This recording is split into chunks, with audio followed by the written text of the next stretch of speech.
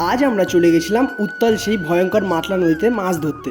আর সেখানে গিয়ে আমরা কি মাছ পেলাম সবটা তোমাদের দেখাবো। একটা বৃষ্টি ভরা সকালে ঘুম থেকেই উঠে চলে গেছিলাম একেবারে সোজা সেই মাতলা নদীর পাড়ে। আর নৌকা কিন্তু জলে নামানোর আগে আমাদের যে প্রয়োজনীয় কাজ সেগুলি আমরা করছিলাম ছেলেরা মিলে। প্রথমেই আমরা বর্ষায় জমে থাকা জলগুলো নৌকা থেকে বাইরে ফেলছিলাম যাতে নৌকাটা হালকা হয়। তারপরেই আমরা ছেলেরা মিলে নৌকাটাকে ঠেলে একেবারে কাদা থেকে জলে নামিয়ে দিই। তারপর আমাদের প্রধান কাজ হচ্ছে নৌকার মেশিনের ট্যাঙ্কে তেল দেওয়া। তারপরেই কিন্তু মেশিন স্টার্ট করে আমরা শুরু করলাম আমাদের আজকের যাত্রা। উদ্দেশ্য একটাই, আমরা যাব আজ একেবারে নদীর মাঝখানে। ভয়ঙ্কর উত্তাল সেই মাতলা নদীর ঢেউয়ের বুক চিরে আমরা চলে যাচ্ছিলাম একেবারে নদীর মধ্যবর্তী অঞ্চল। তারপর চোখে পড়লো একটা জেলে নৌকা, তারাও কিন্তু মাছ ধরছিল। এবার আমাদের জাল পাতার পালা। আর জালটাকে কিন্তু আমরা একের পর এক সুন্দরভাবে নদীতে ফেলছিলাম। আর এটা হলো আমাদের একটা শনাক্ত চিহ্ন, যেটা দেখে আমরা বুঝতে পারবো জালটা ঠিক কোথায় আছে। বেশ কিছুক্ষণ জাল ফেলার পর এবার আমাদের জাল তোলার পালা। আর জালের একেবারে শুরুতেই কিন্তু মাছে ভরা ছিল।